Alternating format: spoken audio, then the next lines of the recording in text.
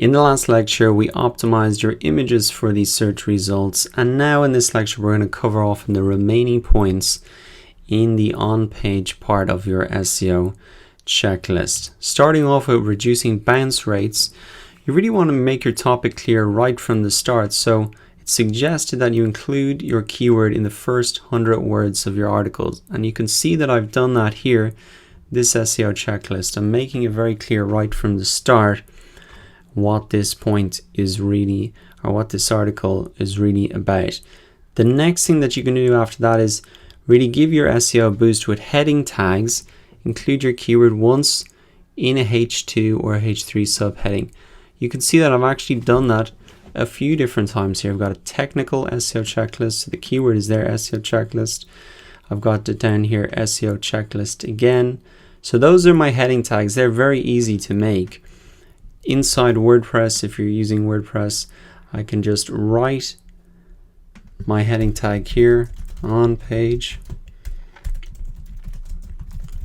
SEO checklist, and then I can change it to be a H2 heading tag there, and that's as simple as that. Just include that there. I think it helps to really break up your content into different sections. Like the images, you want to break up your content, make it easy and scannable for people, and allow them to really get through the content quickly. So already we've covered off on the first 2 points there. Now including outbound links, at least 2 outbound links to authority sites. These should be popular blogs, news sites, EDUs, government resources, etc. in every piece of content that you publish. Essentially what you want to show Google here is that you're in good company. You're referencing already established pieces of content or sites. So you can see here that I've got a ton of links here to really a lot of different tools and resources. And these are all things that are going to be helpful and relevant for my audience. So I've covered off on that there. Now the next thing is internal links, 2 to 3 internal links to articles when you publish a new one. So I've done this here. Moving back up to the buyer persona, I've linked back to an article I've written that covers the marketing plan template. It covers buyer persona. There's one thing you'll notice there though that I've done wrong, and you can see that when it links out, it brings them directly to that page. I want them to maybe open that page, but I want them to remain on this page. So whenever you're doing external or internal links, you want to make sure that when they click on the link, it opens in a new tab. This is very easy to edit as well. You can just come in, find my buyer persona link here, click on it, click on the little gear icon. I want to make sure that opens up in a new tab, and then I'm just going to save that there. As simple as that.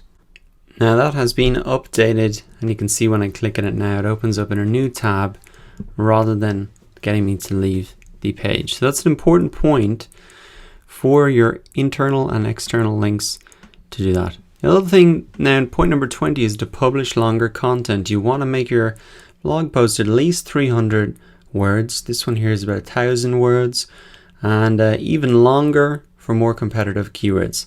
Another thing you want to do, point number 21, is to add prominent social sharing buttons. Now this is a brand new article, nobody's seen it, but you really want to be able, if people like this, to share it out, and that really helps it to spread and get into other people's hands. So if you do not have social sharing buttons, one that I would maybe recommend is Dig here.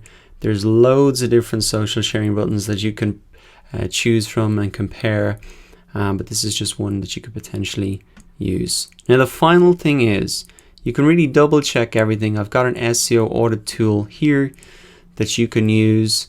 All you need to do is put in your URL, put in your keyword, and it'll test everything. I think this is particularly useful if you do not have a WordPress site. A lot of these checks will be done in the SEO audit or the SEO Yoast tool rather. So that is a very handy tool you can just use to double check anything. It'll scan your page and tell you how you're doing on all of these different areas. So that really wraps up the on-page SEO checklist. I know it looked like quite a big list, but actually it's very easy to get through the content quickly. That is a process that you'll want to use again and again. So come back here and really check that before you publish your next blog post, or even have a look at this checklist, recapping on what work you've already done to see if you can improve it slightly. So that wraps up the on-page SEO checklist. Now we're moving on to link building. Very important part of SEO. Those links really show Google that you're an authority on the topic. So we're going to get into really looking at your link building strategy, your whole approach to it, and then a couple of strategies and techniques to get more links to your new content. So I'll see you in the next lecture.